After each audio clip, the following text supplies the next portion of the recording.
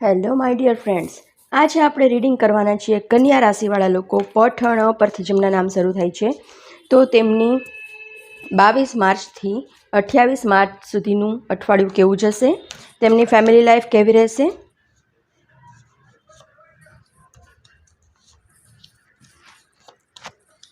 તેમની હેલ્થ કેવી રહેશે, ફાઇનાન્શિયલ લાઈફ તેમની કેવી રહેશે.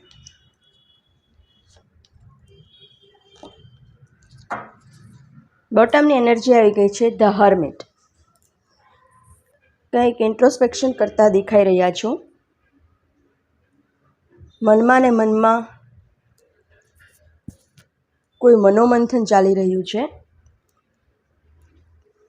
ફેમિલી લાઈફમાં જોઈએ તો ઓવરઓલ ખૂબ જ સારી છે. ફેમિલી સાથે એન્જોય કરતા દેખાઈ રહ્યા છો, પણ કોઈક વાતને લઈને તમે ડેસ્પરેટ થતા દેખાઈ રહ્યા છો કે તમે કોઈ પ્લાનિંગ કર્યું છે તો તમે ફેમિલી મેમ્બર્સને મનાવતા દેખાઈ રહ્યા છો કે ચલો આ કરી જ લઈએ, તરત અત્યારે ને અત્યારે કરી લઈએ. તમારું જે પ્લાનિંગ છે એને એક્ઝિક્યુટ કરવાના મોડમાં દેખાઈ રહ્યા છો અને તમારે ફેમિલી મેમ્બર્સને એના ઉપર વિચાર કરીને પછી આગળ વધવું છે અને તમે ડેસ્પરેટલી આગળ વધતા દેખાઈ રહ્યા છો કે ના આ કરી જ નાખીએ, મેં બરાબર જ બધું વિચાર્યું છે, મારું પ્લાનિંગ બરાબર જ છે, એવું વિચારીને તમે ઉતાવળ કરતા દેખાઈ રહ્યા છો. ફેમિલી મેમ્બર્સને મનાવતા દેખાઈ રહ્યા છો અને આ મનાવવાની પ્રોસેસમાં જ તમારે અને તમારા ફેમિલી મેમ્બર્સને મતભેદ કે મનભેદ થઈ શકે છે, એટલે થોડી નાની મોટી દલીલો થઈ શકે છે એકબીજા સાથે.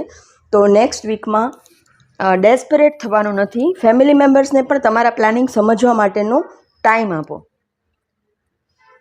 હેલ્થમાં દેખાઈ રહ્યું છે કે તમને બાળકોની ખૂબ જ ચિંતા થઈ રહી છે, તમારા બાળકોની, અને તમે ખૂબ જ ચિંતામાં દેખાઈ રહ્યા છો.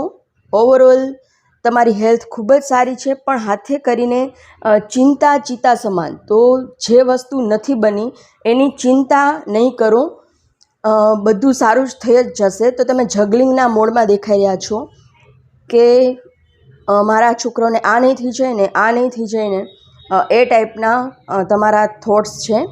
જગલિંગના મોડમાં દેખાઈ રહ્યા છો. ઓવરઓલ તમારી હેલ્થ સારી જ છે, ખોટી ચિંતા નહીં કરો. ચિંતા કરવાથી હેલ્થ બગડશે, તો ચિંતા નહીં કરો. જે વસ્તુને લઈને પરેશાન છો તો પ્રોબ્લેમના સોલ્યુશન તરફ જુઓ. પ્રોબ્લેમને વધારે વિચારીને મોટો નહીં કરો. એક્શન ઓરિએન્ટેડ બનો, સોલ્યુશન ઓરિએન્ટેડ બનો, એવું તમને કહેવામાં આવી રહ્યું છે. ફાઇનાન્શિયલ લાઈફ ખૂબ જ સારી છે, તમારી પાસે બધું જ છે અને તમે બધા તમારા ફેમિલી મેમ્બર સાથે એન્જોય કરી શકો, સેલિબ્રેટ કરી શકો, એટલું બધું ભગવાને તમને આપ્યું છે. ફેમિલી મેમ્બર્સ પણ છે સાથે તમારા કે તમારી ખુશીમાં ખુશ થાય, તમારી હેલ્થ અને વેલ્થ જોઈને ખુશ થાય એવા ફેમિલી મેમ્બર્સ પણ તમારી સરાઉન્ડિંગમાં છે. તો બસ તમારી પાસે બધું છે, તમારે કંઈ ચિંતા કરવાની જરૂર નથી. બસ માત્ર તમારે ઓવર થિંકિંગ નથી કરવાનું અને ડેસ્પરેટ બનવાનું નથી. જે વસ્તુ વિશે તમને એમ થાય કે આ તો મારે કરી જ નાખવી છે, તો થોડોક સામેવાળી વ્યક્તિને પણ ટાઈમ આપો. પ્રોબ્લેમ તરફ ન જોતા સોલ્યુશન તરફ જોવો. અને મનમાં ને મનમાં હર્મિટની એનર્જી આવી છે, તો મતલબ કે મનમાં ને મનમાં થોડુંક મનોમંથન કરો એટલે તમને સોલ્યુશન ઓરિએન્ટેડ તમે બની જશો. પ્રોબ્લેમને વધારે વિચારીને મોટો નહીં કરો.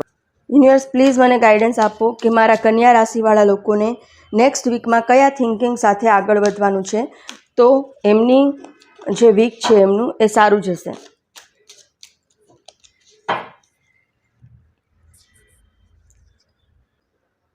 કોમ્પ્રોમાઇઝ.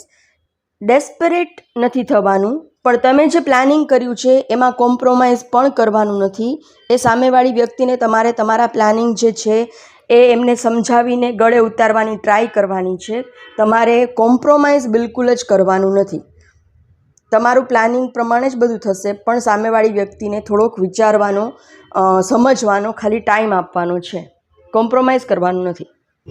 આ જનરલ કલેક્ટિવ રીડિંગ છે, બધાને રેઝોનેટ નહીં થાય. તમારે પર્સનલ રીડિંગ બુક કરાવવું હોય તો સ્ક્રીન પર આપેલા નંબર પર મને મેસેજ કરો.